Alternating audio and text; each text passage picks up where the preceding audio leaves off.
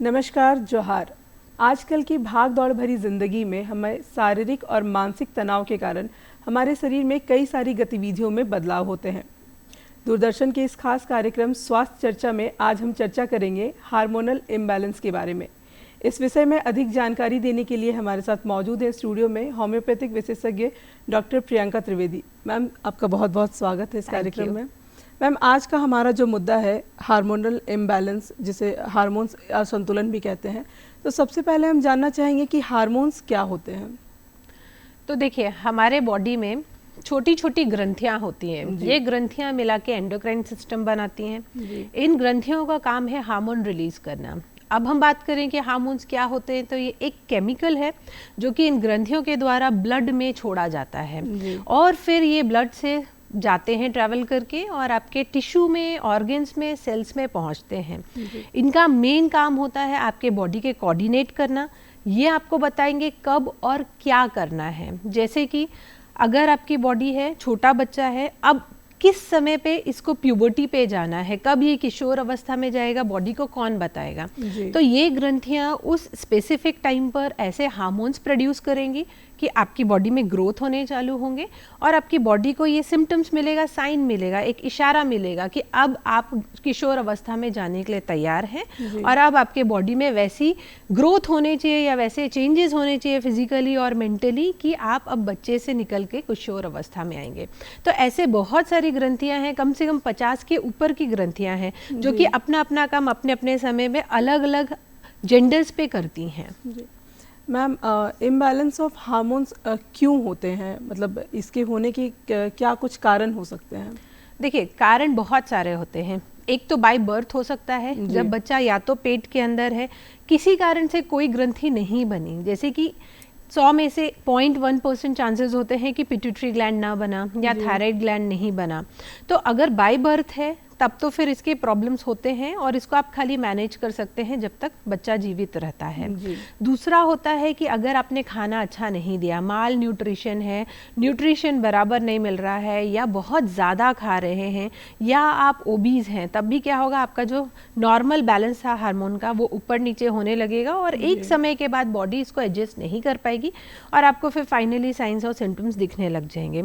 कई बार क्या होता है, जब बच्चा पैदा होता है सब कुछ बढ़िया चल रहा है, हो सकता है माँ ने स्तनपान नहीं करवाया या 6 महीने के बाद बच्चे को जो न्यूट्रिशन की ज़रूरत थी या तो बोन इतने ज़्यादा वीक हो गए हैं किसी हार्मोन के कारण कि अपने माइलस्टोन्स बच्चा पूरा नहीं कर पा रहा है। एक एग्जाम्पल मैं आपको देती हूँ कि जैसे 6 महीने में हम बोलेंगे कि बच्चा अपने से बैठ जाना चाहिए और फिर 1 साल में बच्चा खड़े होकर अपने चलने लगना चाहिए। कई बच्चों में आप देखेंगे ये माइलस्टोन जो होते हैं बहुत स्लो हो जाते हैं, तो ये भी एक हार्मोन के कारण होता है।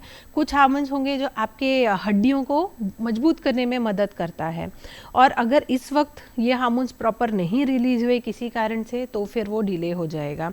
कई बार होता है कि चोट लग गई है, या तो आप किसी तरीके के इंजुरी पे हैं या तो वो ग्रंथियों में किसी तरीके का ट्यूमर हो गया है, सिस्ट हो गया है या वो अपने साइज पे डेवलप नहीं हुआ है किसी कारण से, तब भी आप देखेंगे कि हार्मोन्स का इम्बैलेंस बहुत ज़्यादा कॉमन है। महिलाओं में स्पेशली जब वो किशोर अवस्था में जाती हैं, प्यूबर्टी हिट करती हैं, महीने चालू होते हैं, तब फीमेल्स में बहुत ज़्यादा कॉमन होता है हार्मोनल का इम्बैलेंस देखना। फिर जब प्रेगनेंसी आएगी, जब वो स्तनपान कराते हैं, तब भी हार्मोन्स बहुत ज़्यादा ऊपर नीचे होते हैं। कई बार ये अपने से ठीक हो जाते हैं, कई बार इनको दवाएं भी देने पड़ती हैं। फिर महिलाओं में जब महीना बंद होने का टाइम आता है, जिसको हम मेनोपॉज बोलते हैं, इसमें भी महिलाओं में बहुत ज़्यादा ऊपर नीचे हार्मोन्स देखे जाते हैं।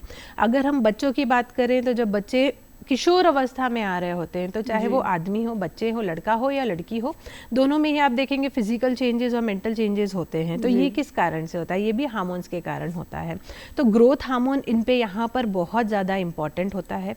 पुरुषों में देखे जाते हैं कई बार, बट उनके लिए स्पेसिफिक नहीं होता है कि कब होंगे, बट महिलाओं और बच्चों में ये 2 जगह हैं जहाँ पर होते ही होते हैं।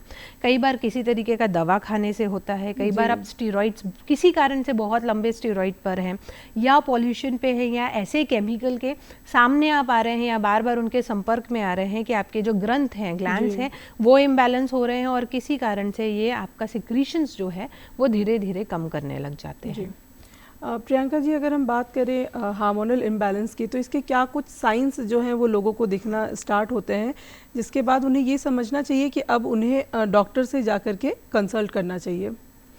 देखिए, हम जब यहाँ रहते हैं तो लोगों का क्या है कि अगर कुछ भी हल्का सा साइन सिम्टम्स आता है तो लोग सोचते हैं कि अरे नहीं ठीक है, ये तो हो जाएगा। ये आप ध्यान रखिए। मैं एक कॉमन सिम्टम्स आपको बताती हूँ, फिर बच्चों में क्या सिम्टम्स आपको देखना है कि आपको डॉक्टर के पास जाना चाहिए, महिलाओं में क्या सिम्टम्स होने चाहिए वो मैं आपको अलग से बताऊंगी, और पुरुषों में क्या सिम्टम्स होने चाहिए कि आप समझ सकें कि इनमें हार्मोनल इम्बैलेंस हो रहा है। तो अगर हम कॉमन सिम्टम्स की बात करें तो बहुत थकावट रहेगी, या तो आपको ठंड बहुत ज़्यादा लगेगी बाकी लोग के कंपैरिजन पे, या आपको गर्मी बहुत ज़्यादा लगेगी।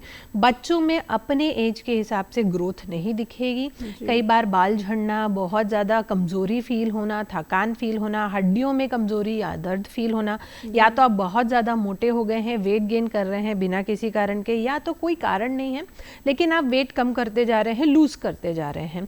तो ये आपके बेसिक कॉमन सिम्टम्स हैं। अगर आपको दिख रहा है कि हमने अच्छा खान पान रखा है लेकिन फिर भी मेरा वेट बहुत ज़्यादा बढ़ रहा है और कम समय में बढ़ रहा है, तो आप डॉक्टर को दिखाएं। या तो फिर आप बहुत जल्दी रिड्यूस कर रहे हैं, अच्छा खा रहे हैं लेकिन वज़न बहुत कम हो रहा है, तो भी आप डॉक्टर के पास जाएंगे। बच्चा अपने एज के हिसाब से ग्रोथ नहीं करता है तो भी जाएंगे।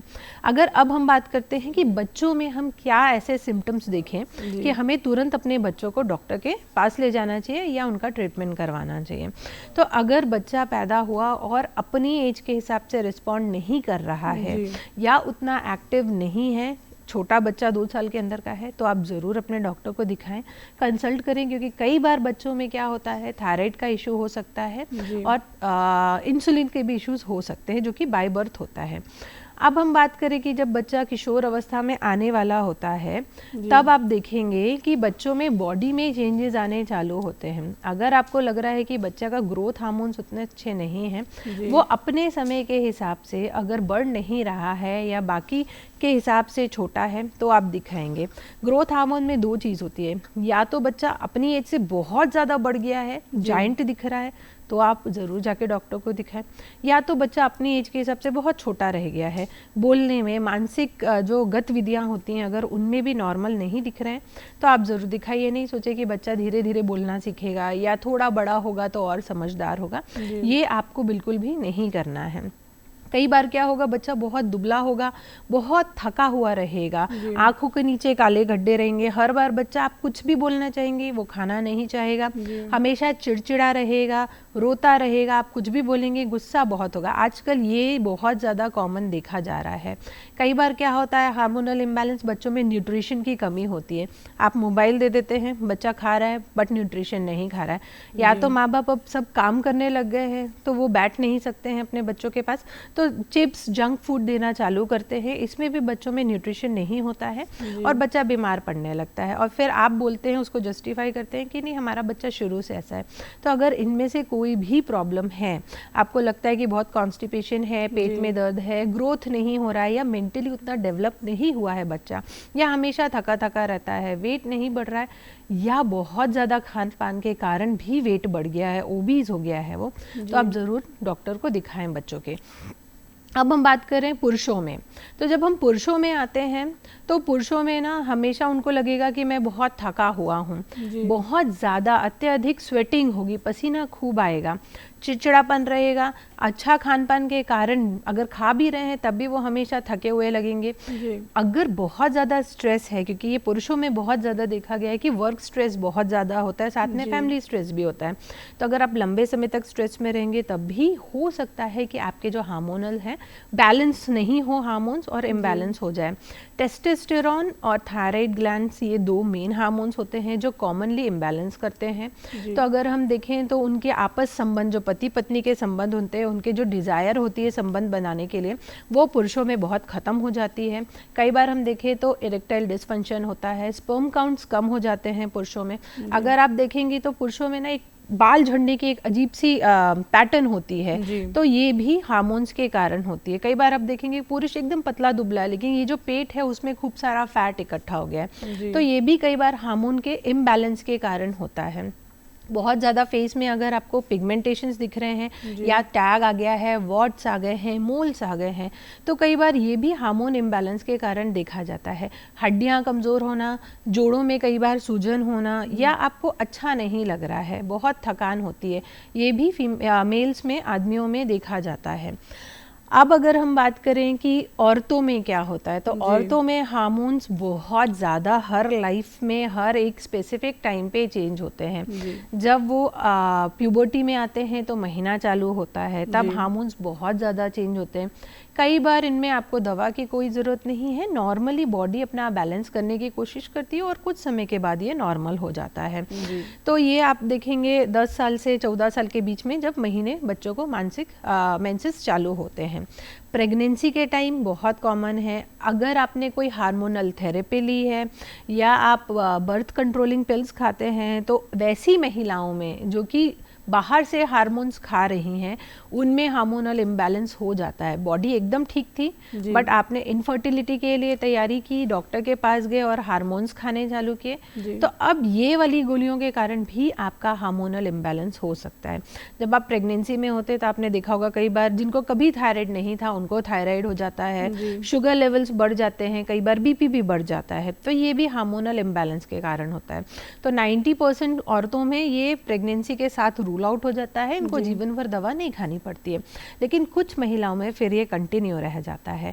फिर जब हम बात करें मीनोपॉज के बारे में, जब महीना बंद होने वाला होता है, सबसे ज़्यादा हार्मोन्स ऊपर नीचे तब होते हैं। और महिलाओं का प्रॉब्लम ये है कि हम आपस में बात करके कि ये तो होता ही है, ये तो होता ही है, और हम दवा नहीं लेते हैं, कष्ट में रहते हैं। तो इस कंडीशन में अगर इनमें से कोई भी कंडीशन है, आप अपने डॉक्टर को दिखाएं। दवाएं बहुत अच्छी हैं कि आप खाएंगे और आपको प्रॉब्लम नहीं होगा, ये फेज भी आराम से आप निकाल सकते हैं। अगर हम इसके अलावा बात करें तो पीरियड्स के टाइम या पीरियड्स नहीं भी हैं तो महिलाओं को स्तन में दर्द होना, कई बार पेट में दर्द होना, कई बार कमर में दर्द होना, ये कॉमन देखा गया है। खून की कमी हमेशा बनी रहेगी, बाल झड़ जाते हैं, स्किन खराब हो जाती है। आप देखेंगे कि मेलेस्मा खूब ज़्यादा हो जाता है, जिसको हम झाइयाँ भी कई बार बोलते हैं, वो भी दिखने लगता है। ये भी एक बहुत ज़्यादा पिगमेंटेशन कारण हो सकते हैं। तो जब हार्मोन चेंज होता है बॉडी में, या बहुत ज़्यादा है या बहुत कम है, तो इसको इम्बैलेंस बोलेंगे हम। और यही फिर आपके स्किन को डार्क भी करता है। आप देखेंगे कई बार गले में डार्क हो रहा है, छाती में डार्क हो रहा है, आपका फेस डार्क हो रहा है, तो ये डार्क पिगमेंटेशन से स्टार्ट होने लग जाते हैं आपके पूरे बॉडी में। और ये महिलाओं में बहुत ज़्यादा देखा जाता है। कई बार आप ओवरवेट हैं, आपके हार्मोन्स एकदम ठीक हैं, लेकिन आप किसी कारण से वेट कम नहीं कर रहे हैं, तो भी आपके कुछ समय के बाद जो हार्मोन्स है वो ऊपर नीचे होने लग जाते हैं। महिलाओं में कई बार संबंध बनाने की इच्छा नहीं होती है, वेजाइनल ड्राइनेस बहुत ज़्यादा कॉमन होती है। अगर हार्मोनल इम्बैलेंस है तो गांठ, ब्रेस्ट में गांठ हो जाना, स्तन में गांठ हो जाना, ये ज़्यादा कॉमन देखा गया है। और ज़्यादा अगर डिसबैलेंस होगा तो आप देखेंगे यूट्रस में, बच्चेदानी में कभी गांठ हो जाता है, कभी उसका साइज बढ़ जाता है, कंटिन्यूसली सफ़ेद पानी की शिकायत हो सकती है। कई बार आपके जॉइंट में पेन रहेगा क्योंकि आपके हार्मोन्स इतने ऊपर नीचे हो गए क्योंकि आपने अच्छा खाना नहीं खाया, या आपने अपने ऊपर ध्यान नहीं दिया, या आपने डॉक्टर्स को नहीं दिखाया, आप सिर्फ काम पे लगे रहे। तो कई बार ये लंबे समय तक जब आप ट्रीट नहीं करते हैं तो फिर ये बीमारियों में बदल जाता है। शुगर बीपी की प्रॉब्लम तो आपने देखी है। कई बार अचानक से आप रात में सो रहे हैं, कोई बीमारी नहीं, और आप सडनली रात में उठ जाते हैं और फिर आपको नींद नहीं लगती है। तो अगर नींद बराबर नहीं है तो ये भी एक हार्मोनल इम्बैलेंस की भी सिम्टम्स हो सकते हैं। कई बार बाकी लोगों के हिसाब से, जैसे आप बैठे हैं, हम बैठे हैं, हो सकता है आपको ज़्यादा ठंड लग रही हो और मुझे नहीं लग रही हो, तो उस कंडीशन में हो सकता है आपके हार्मोनल इम्बैलेंस है या आपको ज़्यादा गर्मी लग रही है। तो बाकी व्यक्तियों के कंपैरिजन में अगर हम देखें तो आपको ज़्यादा ठंड लगेगी या गर्मी लगेगी, क्योंकि हार्मोन्स का काम होता है आपके बॉडी के अंदर के होम्योस्टैट को, मतलब गर्म और ठंडा जो तंत्र होता है उसको भी बराबर करना। तो फीमेल्स में बहुत ज़्यादा कॉमन सिम्टम्स देखे जाते हैं। और हमने ये भी देखा है कि औरतें आपस में बात करती हैं और बोलती है कि हाँ ये तो होता है तो फिर छोड़ दें। तो आप ये गलती नहीं करें। अगर आपको नॉर्मल से हटके कुछ भी लगता है कि मेरे बॉडी में ऐसे चेंजेस आ रहे हैं, या मेरे बाल बहुत ज़्यादा झड़ रहे हैं, मैं खाना ठीक खा रही हूँ, मैं शैम्पू ठीक लगा रही हूँ, बट मेरे बाल ठीक नहीं हो रहे हैं, या मैं पहले बहुत चमकती थी, मेरी स्किन बहुत अच्छी थी, अब अचानक से इतनी ड्राई हो रही है कि आप दिन भर खुजली करते रह रहे हैं, तो ये सब साइन सिम्टम्स आपके हार्मोनल इम्बैलेंस के हो सकते हैं। आप ये ना सोचे कि मैंने क्रीम नहीं लगाया है इसलिए मेरी स्किन ड्राई हो रही है।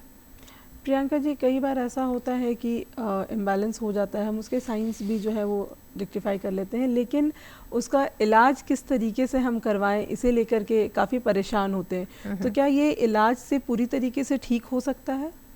देखिए, अगर हार्मोनल इम्बैलेंस आपके बर्थ के साथ है, मान लीजिए ग्रंथि ही नहीं है या ग्रंथि में कोई आपका ट्यूमर हो गया, आपने ऑपरेट कर दिया तो उसका आधा काम तो वहीं ख़त्म हो गया है। ऐसे काम में या ऐसे समय पे आप खाली मैनेज कर सकते हैं हार्मोनल इम्बैलेंस को। कई हार्मोनल इम्बैलेंस ऐसे होते हैं कि आपने शुरू में अगर अपने खान पान पे ध्यान दिया, थोड़ी एक्सरसाइज की और होम्योपैथी लेंगे तो वो आपको कुछ महीनों में, कुछ साल में आप इसको वापस ला सकते हैं। कुछ हार्मोन्स के प्रॉब्लम ऐसे होते हैं जैसे कि ग्रेव डिजीज़ हो गया, हाशिमोटो डिजीज़ हो गया, ग्रोथ हार्मोन, अगर आपके पिट्यूटरी ग्लैंड में किसी तरीके का कोई ट्यूमर हो गया है तो या तो वो ट्यूमर ऑपरेट करके आप हटाएंगे, तो जब तक वो आपने ऑपरेट नहीं किया वो ग्रोथ हार्मोन या तो बहुत ज़्यादा बढ़ गया या तो बहुत ज़्यादा कम हो गया, उसके कारण जो साइड इफ़ेक्ट हुआ आपके बॉडी में या चेंजेस हुए, आप उसको सिर्फ मैनेज कर सकते हैं। कई बार ऐसा होता है कि ये ठीक हो जाता है, ये क्योर भी हो जाता है। तो आप अपने घर में पेशेंट से मैं यही बोलती हूँ हमेशा कि आप अपने से डिसीजन ना लें कि अरे अब तो ये हमको हो गया, अब तो ये ठीक नहीं होगा, डॉक्टर को दिखाने का क्या फ़ायदा। ये आप नहीं डिसाइड करेंगे कि मेरा ठीक होगा कि नहीं होगा। जब आप डॉक्टर के पास जाते हैं, साइन सिम्टम्स बताते हैं, डॉक्टर आपका खून का जाँच करवाएगा, हो सकता है यूरिन का जाँच करवाए, हो सकता है आपका अल्ट्रासाउंड, सोनोग्राफी या CT स्कैन कुछ भी करवाए, या और भी बहुत सारी चीज़ें हैं जो करवा के डायग्नोस करेंगे। डायग्नोस के कारण देखना होता है कि अब ये एक्यूट है या क्रॉनिक है या इसके पीछे ऐसा कोई कॉज है जो ट्रीट नहीं हो सकता है। उसके बेस फिर हम लाइन ऑफ ट्रीटमेंट डिसाइड करते हैं और 90% केसेस में ये ठीक हो जाता है, रिवर्स हो जाता है, अगर आप समय पे जाएंगे डॉक्टर के पास। अगर आप बहुत लेट पहुंचते हैं, ये साइन सिम्टम्स इग्नोर कर रहे हैं, अपने से ही दवा खा के और अपना काम चला रहे हैं, अपने आप को ठीक करने की कोशिश कर रहे हैं, तो समय लेट हो जाएगा और फिर डॉक्टर को भी ठीक करने में समय लगता है।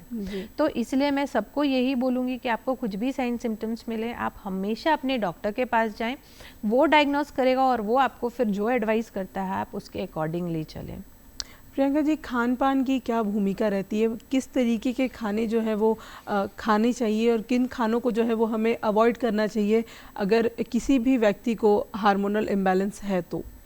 देखिए, शुरू होता है ये बचपन से, मैं हमेशा बताती हूँ।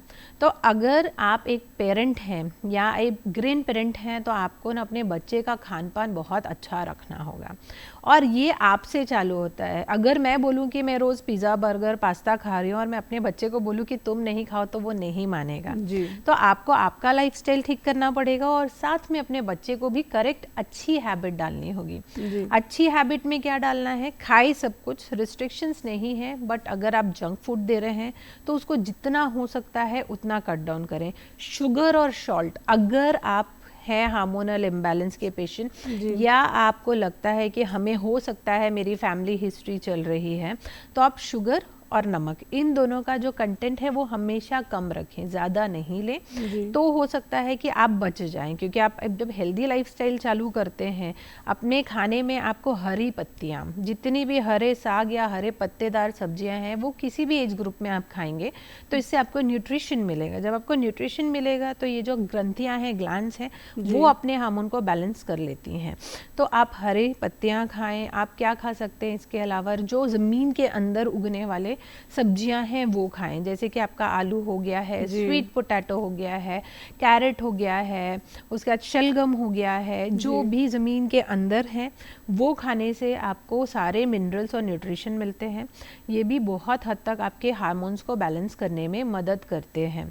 इसके अलावा अगर हम देखें तो फल, मतलब फल आप जितने मौसम में जो फल आते हैं खाएं। अगर आपको कोई बीमारी नहीं है तो हर मौसम में पोषण कंट्रोल करके खाएं। ऐसा नहीं कि आम का मौसम आया है तो आप रोज़ 4 बाल्टी आम खा रहे हैं या 50 खा रहे हैं, वो नहीं करना है। और वो हर फूड के साथ होता है।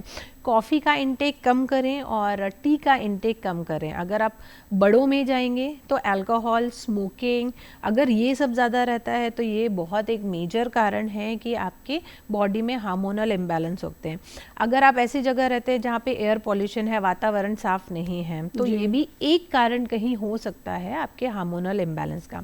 अगर अब हम बच्चों में वापस आते हैं जी। तो मोबाइल देख के जो आप या टीवी देख के जो बच्चों को खाना खिलाते हैं ये बहुत गलत काम कर रहे हैं, क्योंकि इसमें क्या होता है, हार्मोन्स का एक वर्क होता है मेटाबॉलिज्म को भी बनाए रखना। तो अगर जब आप खाना खा रहे हैं और बच्चा या आप कोई भी एज में हो टीवी देख रहा है या मोबाइल देख रहा है, तो आपकी बॉडी, आपके हार्मोन्स प्रॉपर रिलीज नहीं हो रहे हैं, आपका डाइजेशन प्रॉपर नहीं हो रहा है, आपका मेटाबॉलिज्म गड़बड़ हो रहा है। अब जब आपका मेटाबॉलिज्म गड़बड़ हुआ है तो ये आपके ग्रंथियों को कहीं ना कहीं जाके गड़बड़ कर देता है, और जब ये गड़बड़ करेगा तो हार्मोन्स या तो बहुत ज़्यादा रिलीज होने चालू होते हैं या तो बहुत कम रिलीज होते हैं। तो इसमें फिर मोटापा देखेंगे आप हर एज ग्रुप में। अब इंसुलिन रेजिस्टेंस बहुत ज़्यादा हो गया है, छोटे छोटे बच्चों में भी आप देखेंगे चश्मा लग रहा है, बहुत मोटापा, ओबिसिटी हर ग्रुप में है, बच्चों में बहुत ज़्यादा कॉमन हो गई है।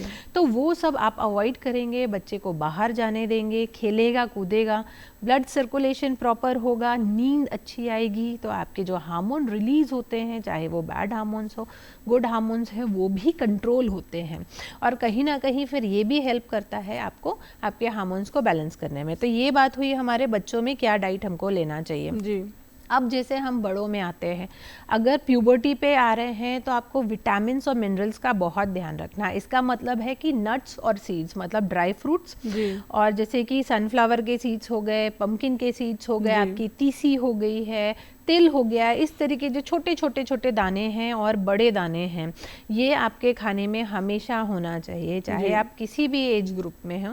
अगर आपको किसी तरीके की बीमारी है तो उसमें से वो धीरे धीरे हटाते जाएं आपकी बीमारी के हिसाब से, वो बहुत ज़रूरी है। अगर आप चाहते हैं कि आपको थायराइड नहीं हो तो आपको आपके आयोडीन पे बहुत ध्यान देना होगा। तो कई बार क्या होता है, अभी हम इतने ऐड देख रहे हैं, येलो सॉल्ट, पिंक सॉल्ट, ये सब नहीं करना है। आप वैसा ही नमक घर पे यूज़ करेंगे जिसमें आयोडीन हो, क्योंकि अगर आयोडीन होगा तो आपके थायराइड का बैलेंस बना रहेगा। थायराइड ग्लैंड बहुत इंपॉर्टेंट है आपके मेटाबॉलिज्म के लिए। मेटाबॉलिज्म के बाद फिर वो कहीं ना कहीं आपके बाकी हार्मोन्स को भी इफ़ेक्ट करता है और कंट्रोल करता है। फिर आप हरे पत्तियां ज़रूर खाएं। आपको मिल्क और प्रोटीन, ये हम हमेशा मिस कर जाते हैं। तो प्रोटीन डाइट अगर आप बराबर रखते हैं, फाइबर बराबर रखते हैं, कार्ब्स कम करते हैं, शुगर हटाते हैं और सॉल्ट हटाते हैं या कम करते हैं, कैफिन्स हटाते हैं, टी हटाते हैं, अल्कोहल या कोई भी मादक पदार्थ हैं वो सब हटाते हैं, तो आपके हार्मोनल आराम से बैलेंस रहेंगे लंबे समय तक। प्रेगनेंसी में या आप जब स्तनपान कर रहे हैं या मीनोपॉज है, डॉक्टर को दिखाएं, वो आपको सही दवा देंगे और आपका हार्मोनल इम्बैलेंस अगर हुआ है तो वो भी क्योर हो सकता है। अब हम पुरुष में बात करें तो यूजुअली टेस्टोस्टेरोन और थायराइड, ये दो उनमें बहुत ज़्यादा रोल प्ले करता है। तो आप समय पे अपने डॉक्टर को दिखा के यहाँ वहाँ से दवा लेकर के ना खाएं, क्योंकि कई बार पुरुषों में देखा गया है आप बात नहीं कर पाते हैं तो आप धीरे से कहीं से कुछ चीज़ उठा के खाते हैं कि हमारा टेस्टोस्टेरोन बढ़ेगा या हमारी मर्दानगी बढ़ेगी। वो नहीं करना है। कई बार इसके उल्टे साइड इफ़ेक्ट्स होते हैं और आपके हार्मोनल इम्बैलेंस हो जाता है और फिर आपको इरेक्टाइल डिसफंक्शन और बहुत सारे प्रॉब्लम्स ऐसे हो जाते हैं। मेंटल स्ट्रेस भी कई बार हो जाता है। तो आप हरा साग सब्जी, पानी ज़्यादा पीना, प्रोटीन और फाइबर्स पे ज़्यादा ध्यान देंगे। प्रियंका जी, होम्योपैथिक में इसका किस तरीके से इलाज है, और अगर हम बात करें इसके ठीक होने की तो कितनी संभावनाएं होती हैं कि अगर कोई भी व्यक्ति जो है वो प्रॉपर तरीके से इलाज अगर अपना ले तो कब तक ये ठीक हो सकता है?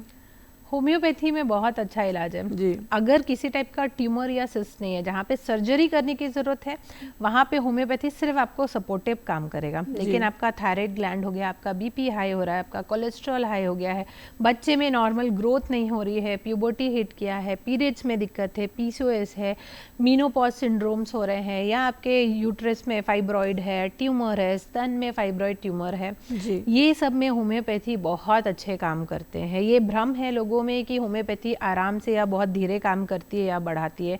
अगर आप सही समय पे आएंगे, एक्यूट होगा, तो होम्योपैथी आपको उतनी ही जल्दी ठीक करने में मदद करती है।